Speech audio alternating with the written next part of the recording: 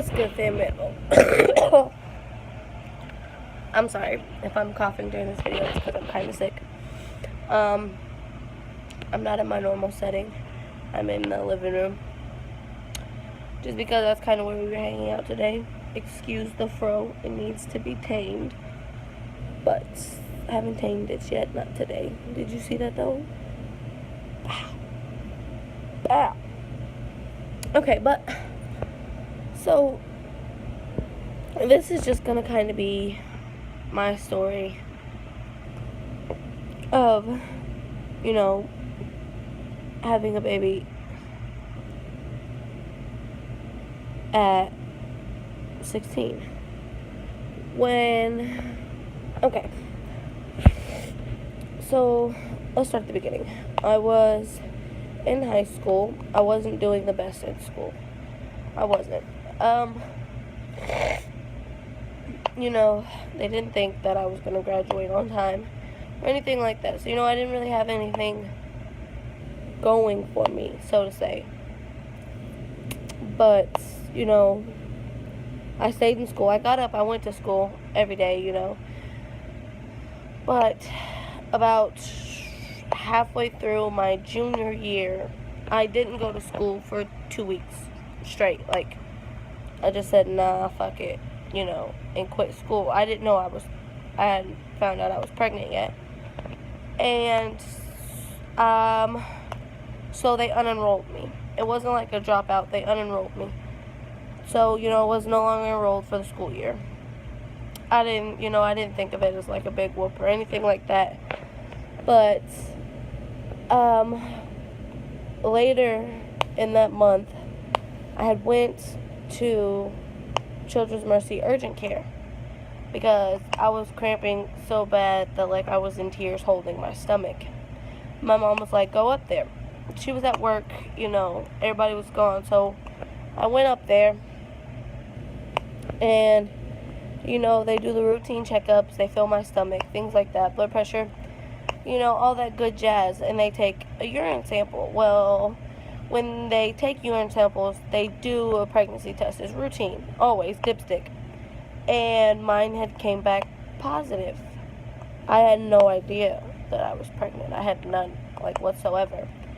And, you know, the doctor came in. The doctor, the social worker, and a lady from the adoption and abortion clinic came in. So they came in and they were talking to me and they were like, so I was like, okay, what's going on, you know, what's wrong with me? And they were like, well, you're pregnant, you know, and I was like, okay, well, can you not tell my mom yet? Like, don't tell her, like, I'll call and tell her. Mind you, at the time I was 16, so they legally didn't have to tell her.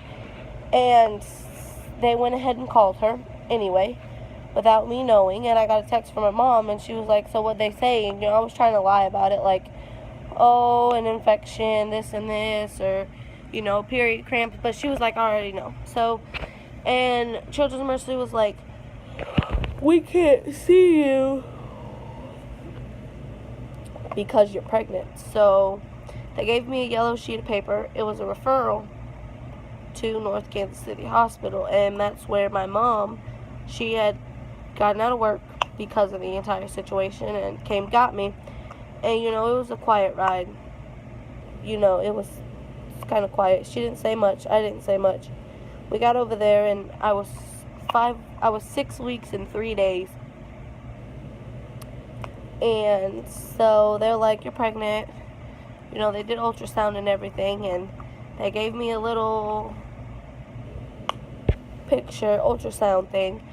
But we're going to back up, because when the nurses and doctors told me, I was like, okay, well, can I have some information on pregnancy, you know, on pregnancy, not on abortion or anything like that. I asked for information on pregnancy and adoption. And the only 3 pamphlets they brought me was abortion pamphlets. All of them was abortion pamphlets. So, you know, it wasn't really much help. Like, really, I didn't say, can you bring me abortion pamphlets? I said, can you bring me stuff on pregnancy? And They were like, and they brought me those. Anyways, so I was like, alright, fine, cool, jazz, whatever. So, skip forward, we're home, we found out. My OBGYN is at North Kansas City, Dr. Engelman. Great OBGYN. All of them are great. All of them are great. And, we get home and my mom's talking to me and we're just kind of talking, And she's like, I'm disappointed, but at the same time, I kind of knew that it was going to be coming. So, it was kind of, because everybody in my family had a baby at 16, no matter what. And I swore up and down that, I wasn't going to follow in the same footsteps, and I'm not my mom and all of this stuff, but, in reality, things happen and life happens, Was I ready to be a mom? No, I was not. Nothing could prepare me for everything that was about to come. Nothing.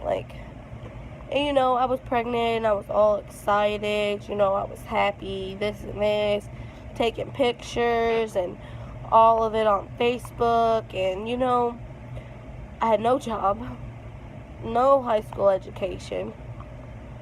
If I wouldn't have been staying with my mom or anything like that, my mom, my aunt, and my grandma, everyone in my family really took care of me and Mimi. Yeah, I was there, I took care of her, but I never bought her things, income tax time, yeah, because you get the money for all that stuff, but I never actually, worked and bought her things,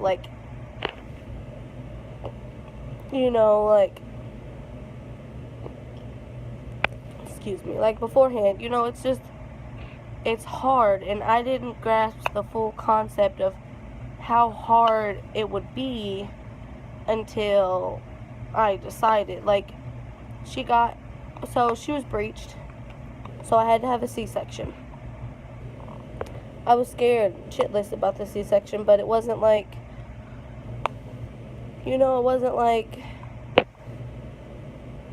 how do I describe it? It's scared because I didn't want something to go wrong. Not scared. I was excited. I was yay, the baby's gonna be here. Oh my God, finally gonna have my baby. I'm done being pregnant. It's so irritating, And she got here, and when I tell you, that is the hardest shit in the whole freaking world. Everybody else makes pregnancy look so glamorous, makes everything look just easy, and nothing about it is easy. Nothing about being a single mother is easy at all. That is the hardest shit in the whole world, and I'm not even halfway through it. She's gonna be 2 in a little under 4 months, and it's still hard as hell. But when I tell you the first month is literally the hardest, I'm not lying to you. The day I had her, I was in, we were in the hospital room, and I was only breastfeeding. I'm a natural person, and I was only breastfeeding, so no binky, no bottle, no nothing. And I refused to send her to the nursery because I was scared something was going to happen to her. They were going to get her mixed up with another baby or something. So she was in the room with me. Literally, we spent an hour in the recovery room, and then we went back to our room. Once we went back to our room, we were allowed to have visitors. And I've watched all the YouTube videos, and everyone's like, oh, you're going to be so tired. It's okay to tell visitors to wait till the next day, and this and this. I didn't listen to anything. I had visitors until 10:30 that night. When I tell you I literally fell asleep with her on my titty, I fell asleep with her on my titty. I had one of the best nurses in the whole world. I was asleep, cold, knocked sleep, and I would not let them take her out of the room. I woke up, I put her on my boob, she ate a little bit. hold on. My milk volume wasn't as high as it should have been. So, you know, she was hungry more often than normal. So, I, you know, every time she cried, she went on the boob, changed the diaper, and I laid her in the bassinet. She had her bassinet right next to my hospital bed. I had a C-section, so I couldn't get out of bed and things like that. So I would just lift my bed up to the height of her bassinet, because their bassinets are higher than the hospital bed when it's on its normal level. So I lifted mine up to hers. And, like, when I tell you I had the best nurse in the whole world, I literally had the best nurse in the whole freaking world. Like, I was literally out cold sleep, and she was breastfeeding Mimi from my boob, like, holding her up to my boob and everything, like, and she was like, and she told me, and she was like, you need to sleep. She will be fine. I will stay with her the whole time. Let her go to the nursery for 3 hours and sleep. And when I tell you that was literally the best sleep I had ever gotten in my whole life, it was the best sleep I had ever gotten in my whole life. Like, oh my God, that sleep was amazing. Like, and, you know, I was like, okay, I can do this, and it just kept getting harder and harder. And when you breastfeed for the first month, you got to keep a breastfeeding log. Like, it's just, it's hard. Like, it is hard. Like, that first month, the first 3 months actually are really hard. And, like, it's hard to get used to having another living person need you. Like, it's not something you just used to overnight. And, like, I have people talk to me all the time, like, oh, I want to have a baby and this and this. And, you know, it's, you know, and they ask me, like, what advice do you have for me? And I'm like, don't do it. Like, simple as that. Don't do it. Don't have kids at a young age just because everybody else is. Because that's another living person that you have to take care of for the rest of your life. Everyone's like, oh no, it's only 18 years. No, it's not. That's your child. Like, you will forever be taking care of that child, no matter what. Like, yeah, they'll get their own stuff, they'll move out, but that's forever your child. Like, don't have kids at a young age. And parents, excuse me, educate your children.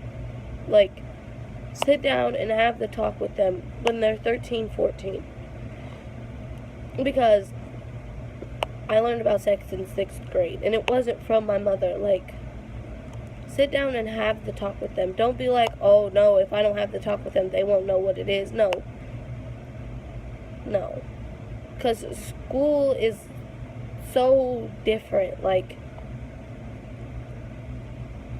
you learn a lot of things at a young age. Like, talk to them about birth control. See if they want to get on it. Like, it's okay. Like, there are options out there. There are preventative options out there that you can take, that you probably should take. Like, I'm going to sit down and have the conversation with my daughter when she's 13.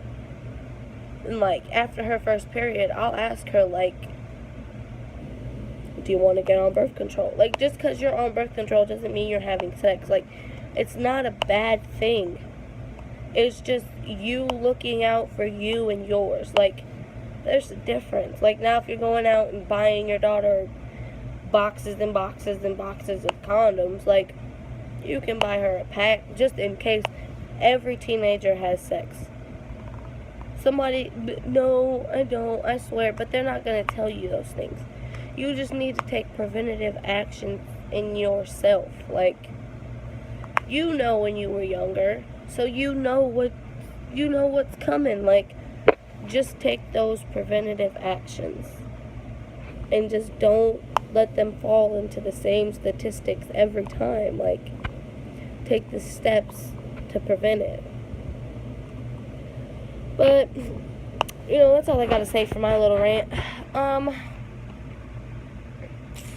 I should be uploading 2 videos today, but like, share, subscribe, comment what you want me to talk about. Anything. Like,